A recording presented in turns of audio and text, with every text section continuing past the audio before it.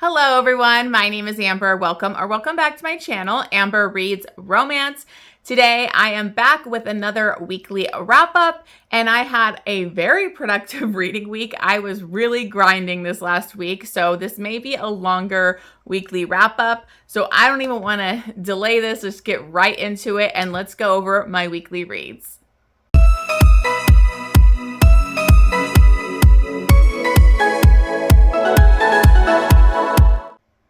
Okay guys, so I'm going to try and get started as fast as possible here because this could be a longer video. I read 12 books this last week, which is a lot for me. So this was the last week of the Ever After-a-thon. When I'm filming this, this is the last day on Monday when you guys hopefully are seeing this. I know we are going to be doing like the wrap-up show for the Ever After-thon on Crystal's channel, so I hope you guys check that out. Later today, we are doing reading sprints, but that'll already happen by the time you see this video. But anyways, I said I was going to get right to it and I'm already talking a bunch, but I really was trying to grind this week and get as much historicals as I could read, but I also did have, arcs and ALCs that I had to get done this week too.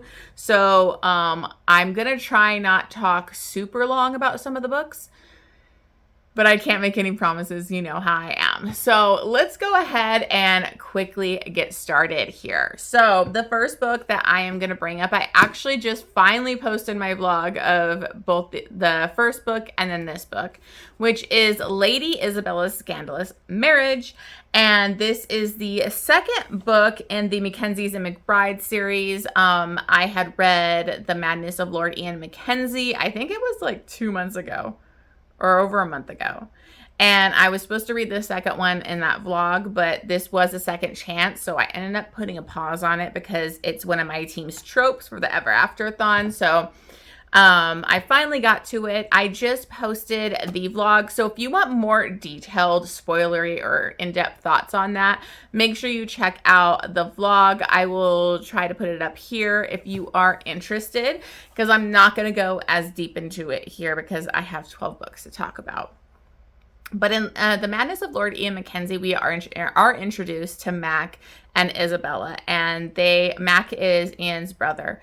And I was very intrigued by them because they had been split from each other. They were still married, but they were split. Isabella was doing her own thing, and Mac is like this artist. And I was just intrigued by what happened, how they fell apart, what happened with their marriage, all of that. So in this, we get their story. And, Mac, he is such an interesting character because... and Isabella too, because they actually had a very scandalous marriage, a very scandalous start to their union, because I think it was her coming out ball that he ended up meeting her and they end up eloping that night together, which is just not done. And so her family, basically her father wrote her off and she wasn't allowed to have contact with her sister or her mother. So it was very hard for Isabella, but she and Mac had this whirlwind romance. They were so passionate, so deeply in love. And so she moved on with her life and was just happy as his wife. But they did have a lot of issues because Mac is an artist and he's kind of flighty and always kind of having to travel and do his thing. They were very passionate. So when they would get to the periods of extreme fighting, he would just leave and think, okay, I'll let things cool down, then I'll come back. But that was not good for their marriage. And there was another thing that led to the end of their marriage that was very emotional, and it's very real and hard to read in this. And I think it's pretty obvious early on what that is. But Mac is determined to get her back. They're in the same city now, and he's, hasn't really been painting good anymore. He doesn't really paint to sell his artwork. It was just for him because he loved painting. And she was really his muse, and he just kind of fell apart after she left. It's been a few years of her after she left him, and he has really worked on himself and is determined to win her back.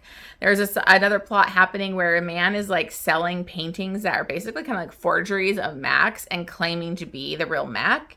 And there's a lot that comes into play with this character. He's kind of shady and he's kind of claiming to be Mac. And so Isabella's determined to find out who this guy is. And Mac just wants a way back into her life. And so there ends up being like a fire at his place where he ends up getting to come stay with her. So now they're in forced proximity. And really he's like letting her know, like even though they were married, so they do have a sexual connection and she's willing to kind of go there with him. I love it because he's like, I don't just want that. I want it all. I want my wife. I want to wake up to you every day. I want to be with you.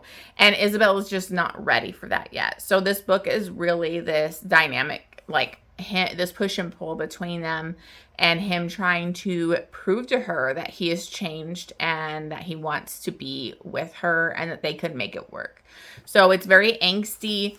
I loved it. It was so close to a 6-star because the angst in this was top tier. The longing. I mean, these people loved each other so much. The amount of longing Mac has for Isabella, and it's both ways, but they were so hurt by the relationship. It's how do they come back to each other? And how do you trust somebody that broke your trust in a bad way, and it's just so moving. So it was really close to 6 stars, but I did get frustrated a little bit with Isabella because I'm like, just be with him already. But it's because I just loved them so much. So I loved both these characters. I love this world. I love seeing Ian and his wife be happy. And it's just such a fantastic series. I cannot believe I'm just now discovering Jennifer Ashley. Her writing is amazing.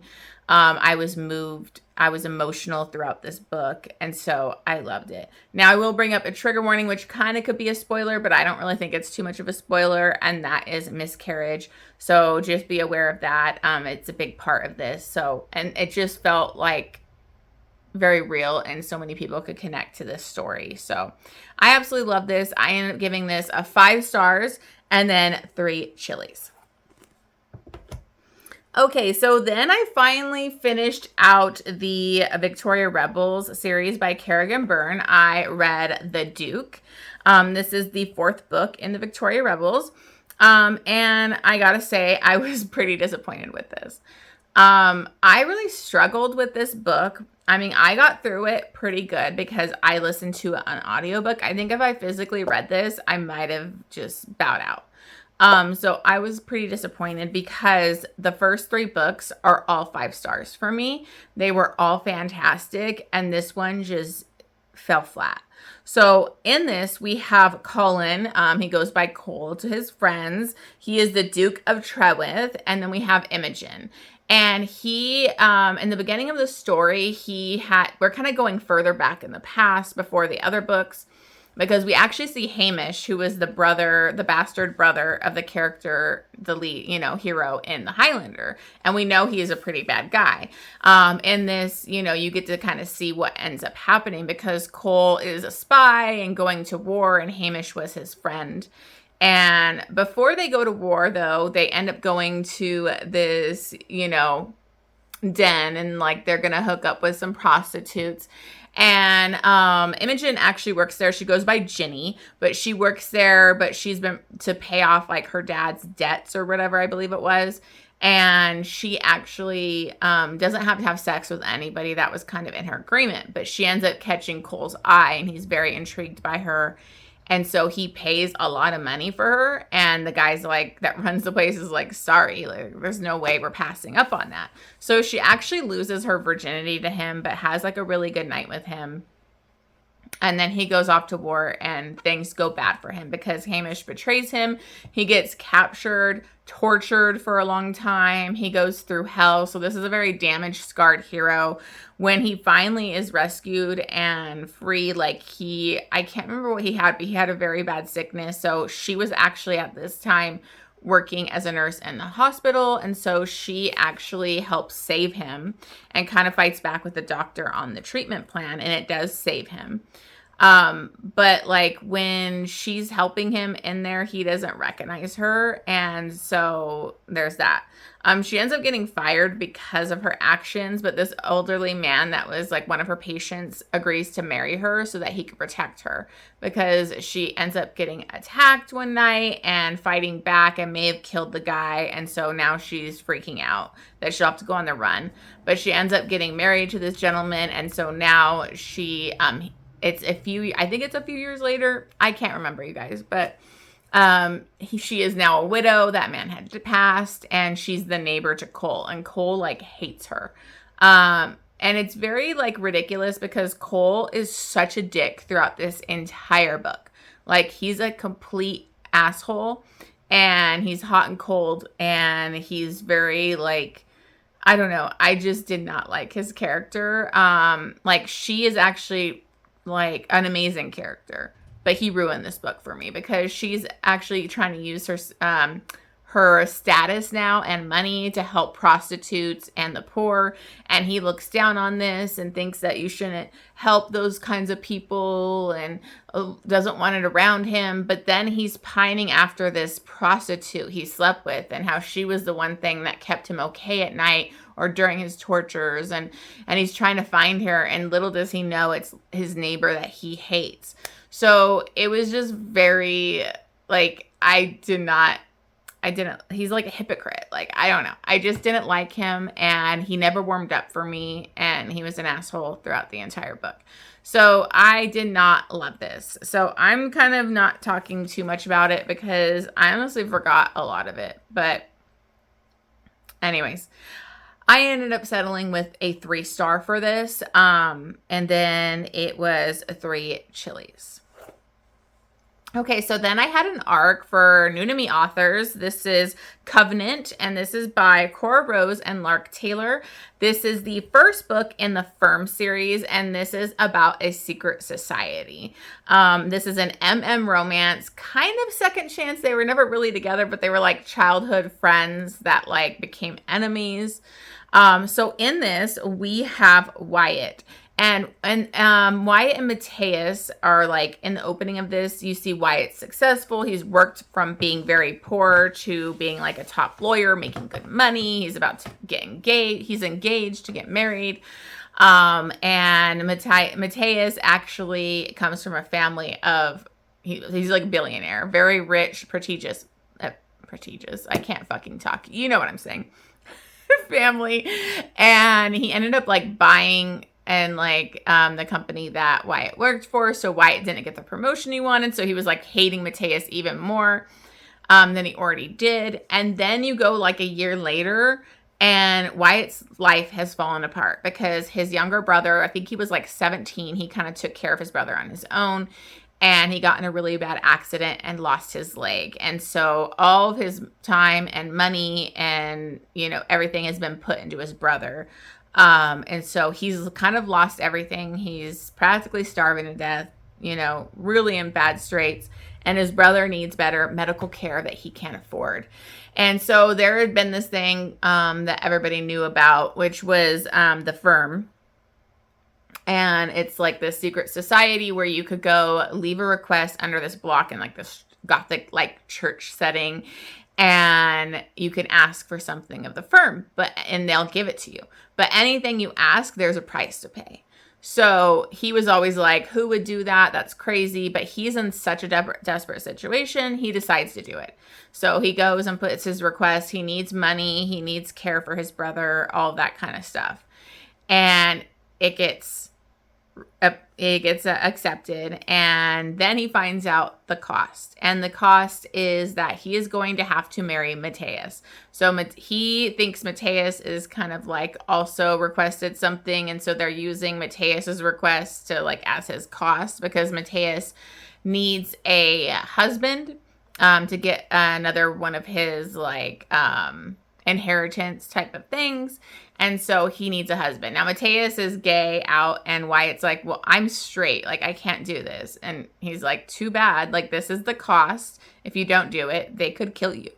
So they end up having to be in this kind of fake marriage type of thing that they're going to get married. He has, like, Matthias is like, you have to sleep in bed with me. You have to act like you're in love with me. It has to feel real. So the thing is that Matthias and Wyatt were kind of like secret friends. And they were like so close, so devoted to each other. And something happened in the past that Wyatt was betrayed by Matthias and hated him forever for it. Matthias had basically ghosted him after this big event, and so he was brokenhearted by this. It is obvious from the get-go that Matthias, it's a miscommunication. There's something that's being hidden here, and that Matthias has been in love with Wyatt forever. Now, it's mostly in Wyatt's POV, but you do get like certain chapters from Matthias that kind of clue you in on things going on, because you can tell this man has unrequited love. He has loved Wyatt since they were kids, since they were teens. And he kind of just had to hold that in because Wyatt was with women and he didn't want to lose his friendship, but he's been in love with him forever. So when they like start to like explore their sexual relationship in this marriage, Wyatt is actually surprisingly okay with it. And he's finding himself really attracted to Matthias. So he's having like a bi awakening. And he's jumping in with both feet and just kind of wanting them to have hookups because they have to be monogamous during this marriage. And so they're going to hook up during the marriage. And it's only supposed to last a certain amount of time and whatever. But like when they go off on their honeymoon together, it gets so hot. So there's a lot of like chemistry and longing for each other. But there's also this thing from the past that they're never addressing. So I really enjoyed this. I thought it was very hot. It was a great, romance. My only thing was it took forever to get to the reveal of what happened in their past. And like, they kept like not talking about it and pushing it aside and just like dealing with it now instead of like, let's address the thing. And so that was driving me nuts because it happened way late into the story. So that was the frustrating part. But other than that, I had a really good time with this. I think it sounds like a really good start to a new series. I'm liking the whole secret society aspect of it. So I ended up giving this one 4 stars and 4 chilies. It is spicy. I always love sex. It's always hotter to me for some reason. I just love it. And I love the way they like explored everything together. And you could just see how much Matthias was like devoted to Wyatt, and it was really, really sweet. So, good one.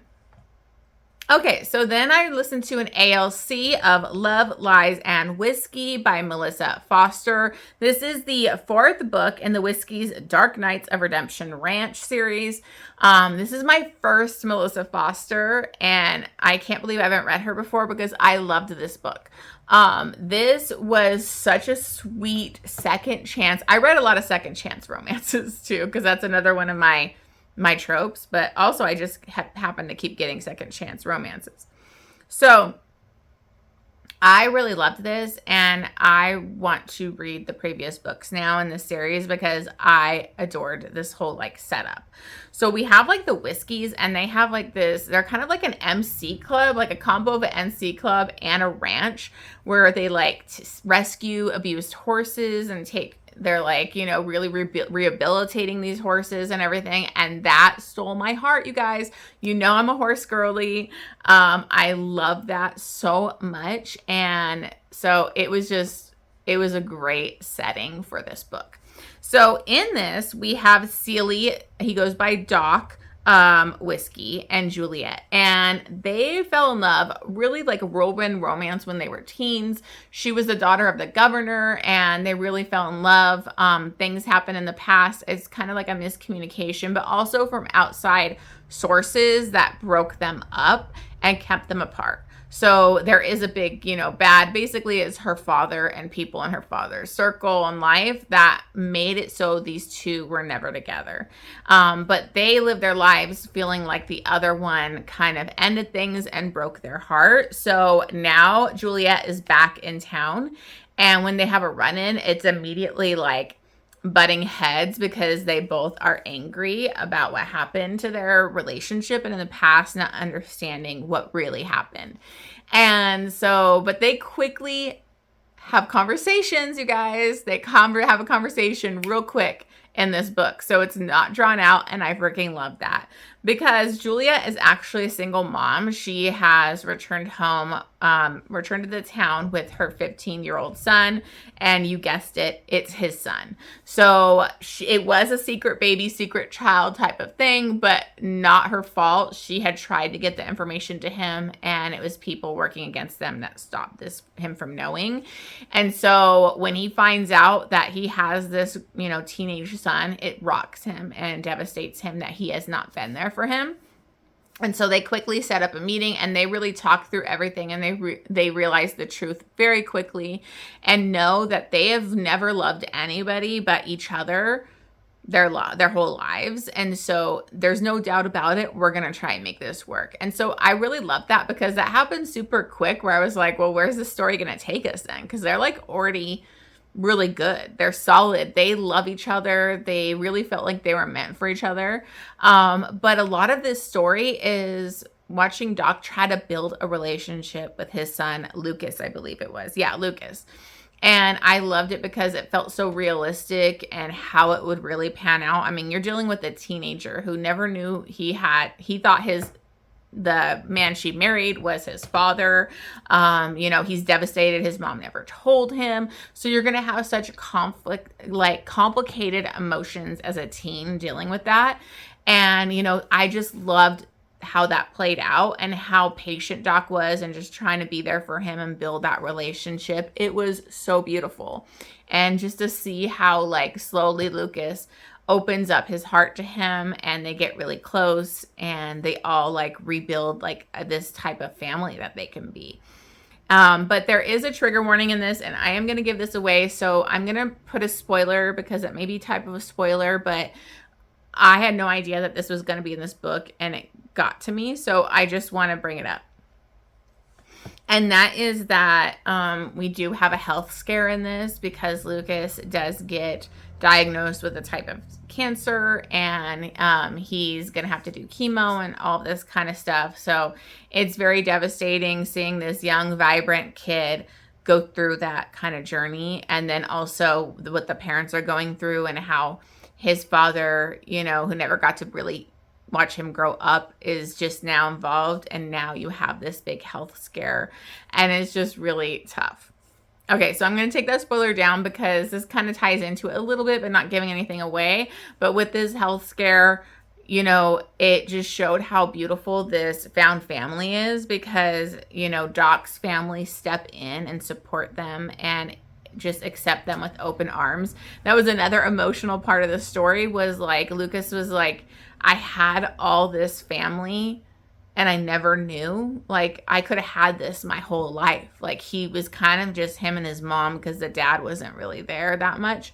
But he's like, I could have had this my whole life. And so that just hit me. This book was much more emotional than I thought it was. It felt so real and authentic and just grounded, and I really loved it. So I fell in love with this whole family and this found family and the ranch, and it was such a good second chance romance. So I gave this 5 stars. I loved it. And then it was 3 chilies. This was narrated by Aidan Snow and Aaron Mallon, who are always great together. Aidan Snow does such a great kind of cowboy badass type of voice, and it was such a good audiobook. I'm trying to think. I think I listened to this in a day. It just it captured my heart. I really love it. So I'm so excited, because I need to read some more Melissa Foster. I'm so happy I got that ALC and finally read her. Okay, so real quickly, I'm going to talk about His Wicked Embrace by Lauren Smith. This is the 6th book in the League of Rogues. I think these are probably all novellas. I'm not positive, but I listened to this real quickly. I can't remember if it was on Anyplay or not. I can't remember, sorry. But I listened to this on audiobook, and this is about Lawrence, and he actually rescues a woman from being sold into slavery. I can't even remember why he was there, but he was at this thing where they were selling people, and he sees this woman. Her name is Zara, and she is actually a Persian princess. Now, it's pretty dark, her background, because She was Persian princess. Her parents are murdered and betrayed by this man, and he actually wants her to be a part of his harem. He's going to force her into it. She ends up escaping, but then gets kidnapped by the slavers who end up taking her to London, and they're going to sell her. So the only way he can save her is to buy her. So he does buy her, but he immediately lets her know, like, I'm not buying you. I just wanted to rescue you. We'll figure out what we can do to help you. He sets her up in her own room at his place. But these two, it's like very insta love. She really wants something with him, and he doesn't want her to think that she has to do anything with him because he rescued her. But she can't go back to her home because of the man that's trying to force her into his harem. And she, he's currently after her as well. So she really wants to be with Lawrence. So it's a very insta-love type of thing. She also, her mother was British, I believe, and went off with her father. So she has like a British grandfather that's, she's trying to get to as well because, then she could hopefully marry him and just all this stuff going on. So it was sweet. It was cute. It was a super insta-love quick read. So I ended up giving that one 4 stars and 2 chilies. Okay, so then I'm going to quickly talk about this one too because I didn't totally love this one. So my Kerrigan Byrne week was not going great because I did listen to The Business of Blood by Kerrigan Byrne. I wanted something that was dark and gothic, and these definitely had those vibes. This is the first book in the Fiona Mahoney Mysteries series. I did get this on Audible Plus, so it is available there if you're interested.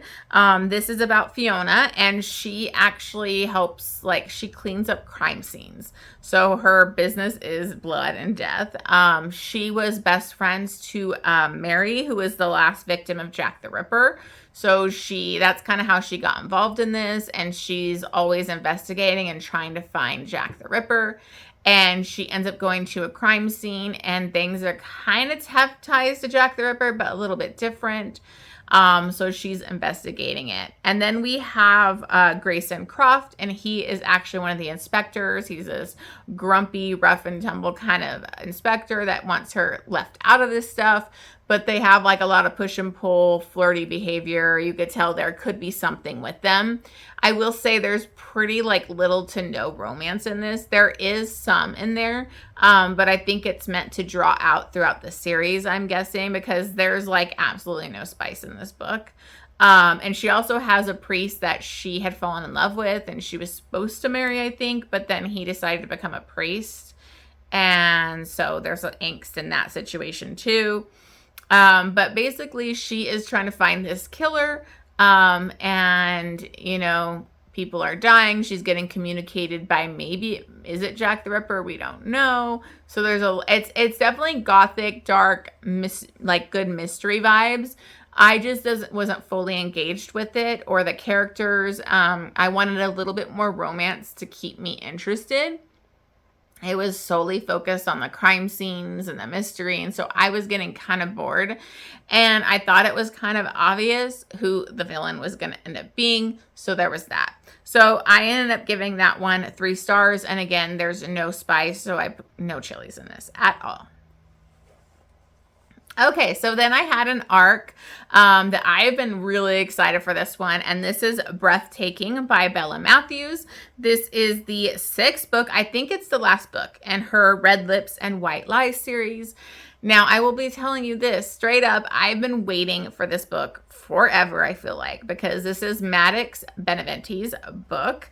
He is actually the son to Sam Beneventi, who I haven't read the First Generation series yet. I really want to go back and read all of them, but he's actually a mafia leader. So I just love that because most of these people are sports and all that kind of billionaire type of thing, and he's actually a mafia. So in this book, we finally get Maddox's romance, and he's been very mysterious. He's kind of the one that's had my attention throughout the series. So I was so excited we finally get to his book because it'd been kind of hinted at that he had a secret love at one point, and you never really knew what was going on. So now we find out about his secret love, and that is Lennon, and she is actually a princess. like a real life princess. So she was a princess, but she was, a prima ballerina for a while. So she was actually one of his good friends. I think it was Grace, was in ballet, and they were, I think, doing it in Paris at the time. And so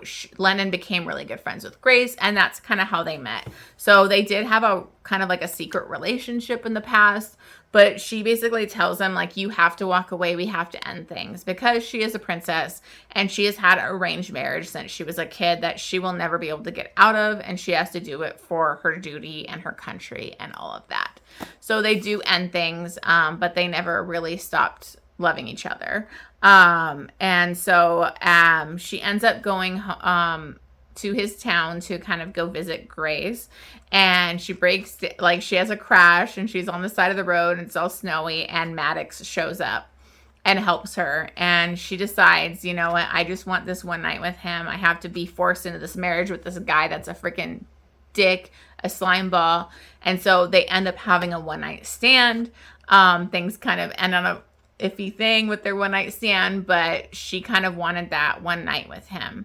But she ends up getting pregnant, and then she didn't even notice she was pregnant till like almost 5 months because of the way her periods are and her stress and everything. So I always find that really suspicious in books. I'm like, come on. But I suspend my disbelief for it, because we need it to be later in the term of her pregnancy, because she's set to marry that guy in like the next year, and she has to do it. And so it's like, it needs to be something where it's like too late, like we're having this baby. So she is returning. She's going to go back and tell Maddox the truth about the baby. And Maddox, once he finds out, he doesn't respond perfectly right off the bat. That's understandable. But he basically decides, like, we got to figure out a way out of this. Like, I've always loved you. Like, we need to figure out a way that we can circumvent you having to marry this guy. And so they kind of figure out the way to do that is, if you're married first, they can't make you get married to this guy. So they're going to do a quick but very elaborate wedding. So it'd be in the, public eye and all of that kind of stuff.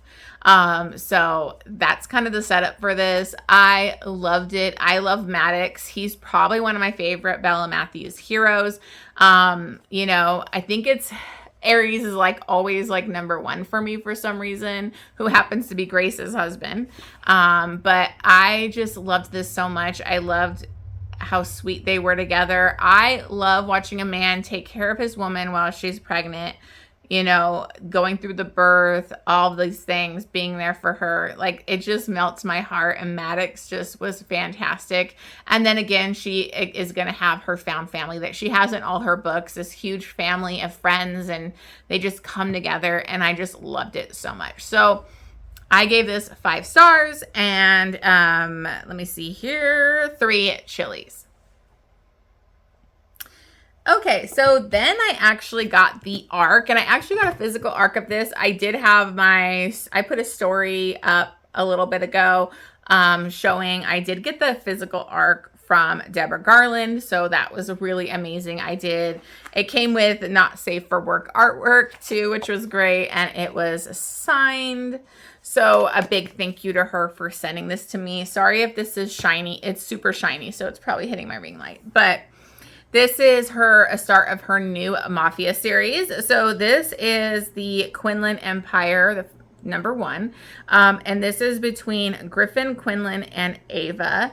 And this had a very unique setup. So this is Irish Mafia. What we have is Griffin, and he is actually just finds out that he is going to be the new head of this Irish Mafia. He had kind of worked security and done stuff for the other Irish Mafia like family in a different series.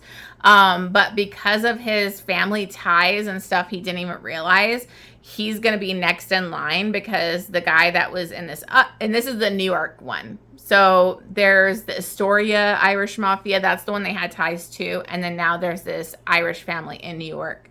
So sorry, I'm making this confusing, but he basically finds out he's going to be the head of this because the guy that was the previous head, he only had a bastard son, and they were trying to pick out the new replacement, and he would be like the best option. And Ares, this Greek head of the Greek mafia, ends up showing up to their doorstep, giving them this information, and he wants him to be in arranged marriage with his sister Ava to build an alliance, but also it's for like this big UN kind of land deal that they can make so much money on. And so they really need to come together because the Irish and the Greeks were like at war for a long time. So he's basically just thrown in to this role, and he's going to have to be in arranged marriage. But Ava had actually gotten kidnapped by that bastard son who wanted to be the head of the mafia. So they have to find her and rescue her. So what ends up happening is they do find her, and lo and behold, he learns that Ava is not the spoiled Greek mafia princess he was expecting. It's a woman he knew from his past named Hadley. Now, Ava was put in by her other brother, who used to be the head of the Greek mafia. He basically put her up with a fake identity, put her in the military to protect her from an arranged marriage with a creep. And he also wanted to hone her into a weapon for him and his family. So she ends up going in the military. She goes all the way up to try to be a SEAL a couple times, but she didn't make it through it. But that's when she had met Griffin, was when she was, in training and trying to become a SEAL. And they ended up having this crazy one-night stand together, but he had the assassin tattoo on. So she thought he might have been after her. So she tied him up and left him. So when he rescues her, he realizes it's Hadley is Ava. And she does not want anything to do with this arranged marriage, but she's kind of being forced into it. And so now they're going to go live together, and they're planning their wedding. And she's acting like a brat, trying to mess with the wedding, spend all his money, do all this kind of bratty behavior. But they have like this insane attraction, and, are really into each other, and so they're gonna fall really hard for each other. Now there's also a secret society that comes into play because there's somebody from her past that's an enemy that is gonna come in at the third act here. So this was very spicy. It was fun. I did think she was a little bratty and annoying at parts, but I still really enjoyed it. I loved Griffin. I loved how he didn't let her get away with her bratty behavior, and he may have forced her into marriage at gunpoint at one point. It was pretty funny. So it is spicy. It's a good time. I think it's a good introduction to a new series because we're introduced to a whole new group of people. I will say that I was really intrigued by her brother because he was very cold and malicious. And so I'm hoping they get their own series too. So very interested in these brothers and this family. So I think this will be a great new series. So I ended up giving this one 4 stars and 4 chilies. It was spicy. I had a good time. Okay, so then I listened to The Day of the Duchess by Sarah MacLean.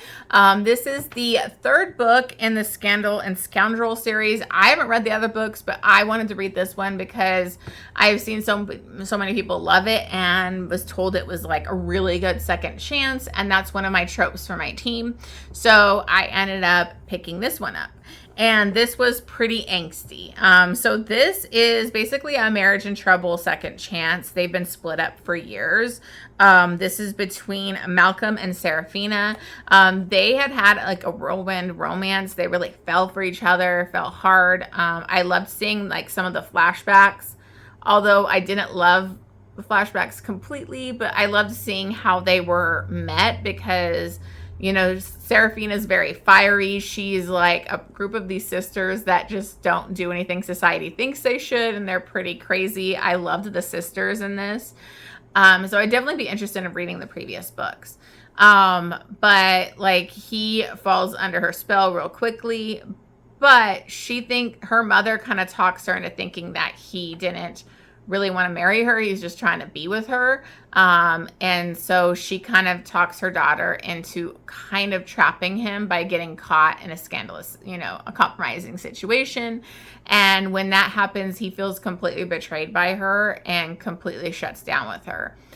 She also had gotten pregnant, and there was, a tough miscarriage that happened. So she ended up leaving him and disappearing for a few years. She went to America, and she wants to open up her own inn, and she sings and does all that stuff at the inn, and she's got an American partner, but a woman can't own anything, if you're married, so she couldn't be able to do it. So she basically shows up and demands a divorce.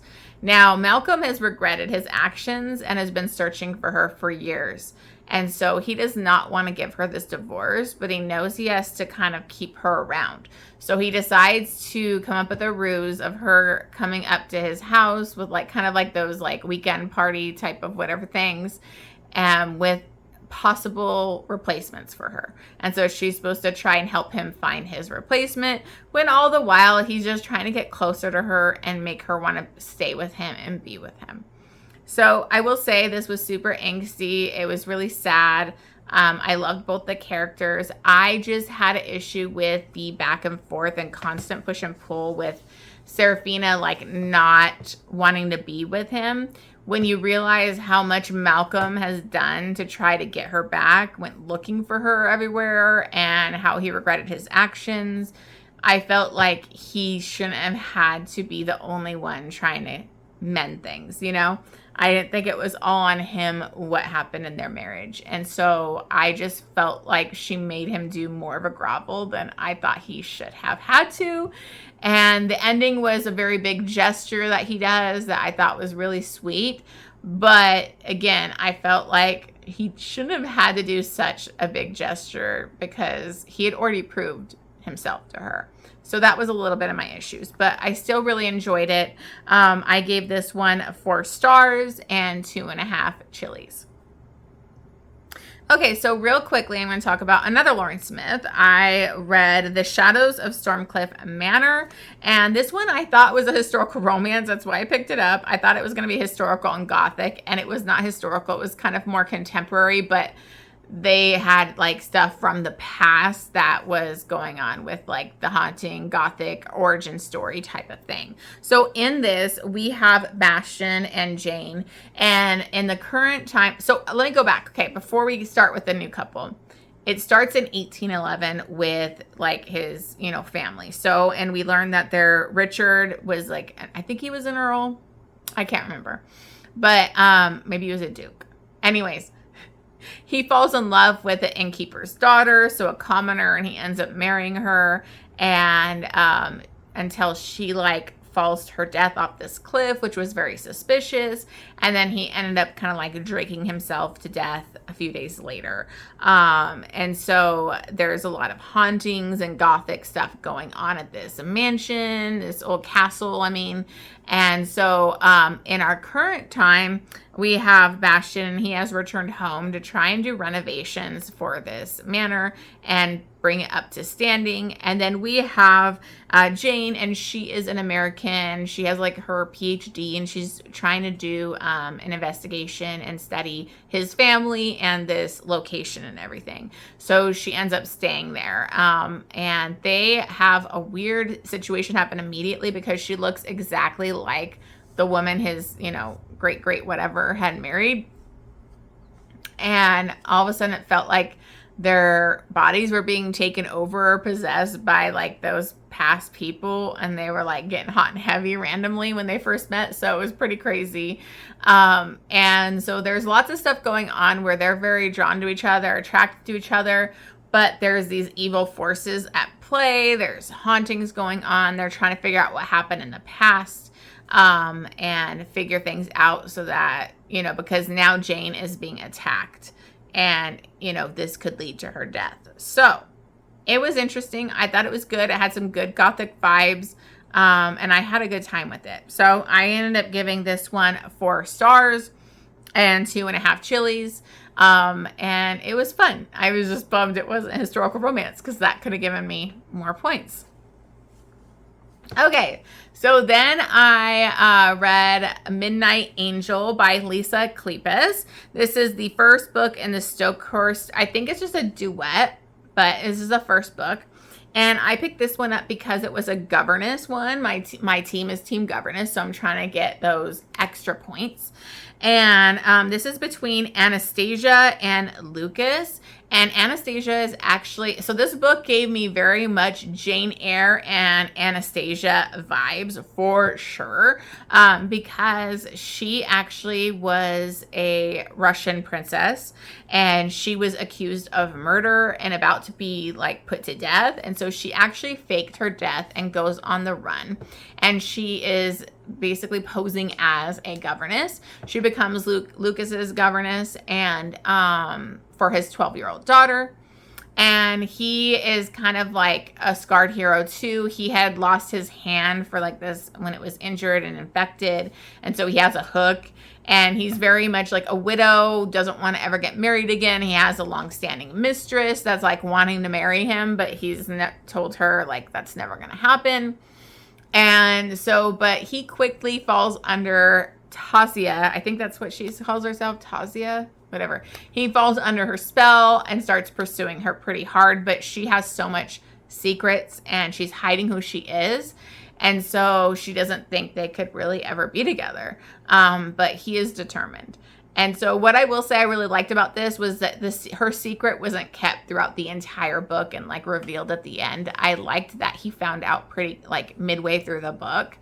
And, you know, they really like, and then he was just determined to protect her and wanted her to be his wife and all of that. So this was pretty like, felt different from other Lisa Kleypas books. I was pretty surprised because I saw a lot of like 1-star, 2-star reviews on Goodreads, and I had a really good time with it.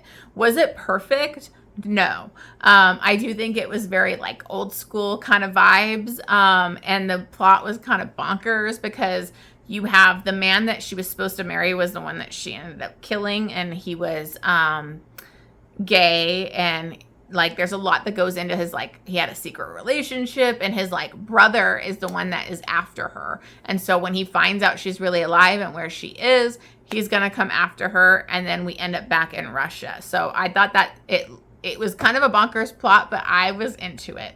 I had a great time listening to the audiobook on this.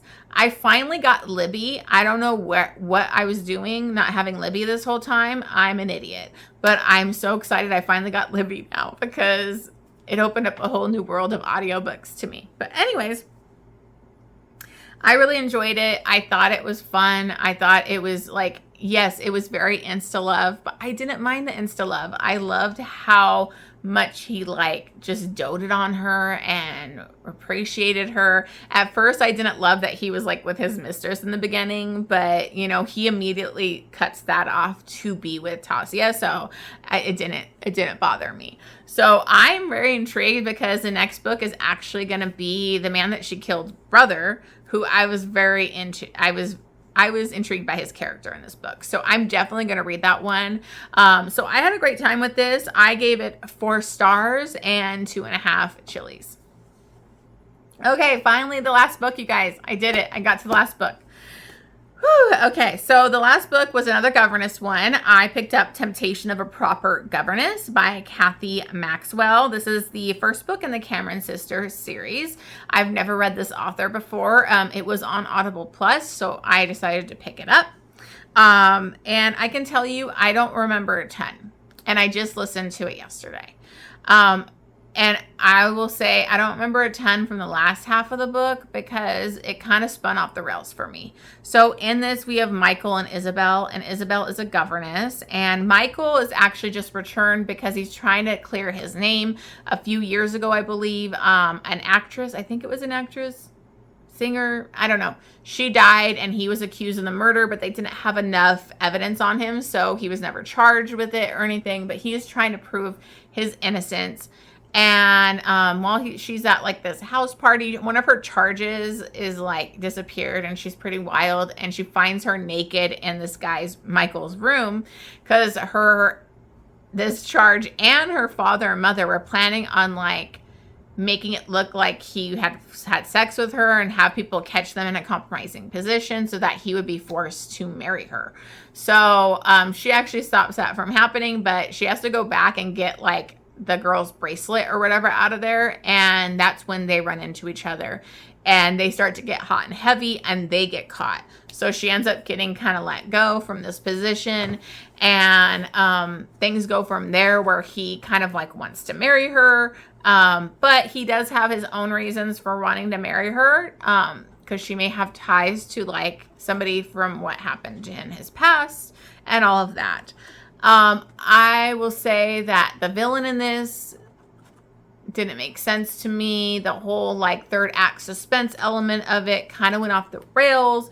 I kind of checked out, so I don't even remember how all of that played. So that kind of brought down this book. The first half of the book was really good.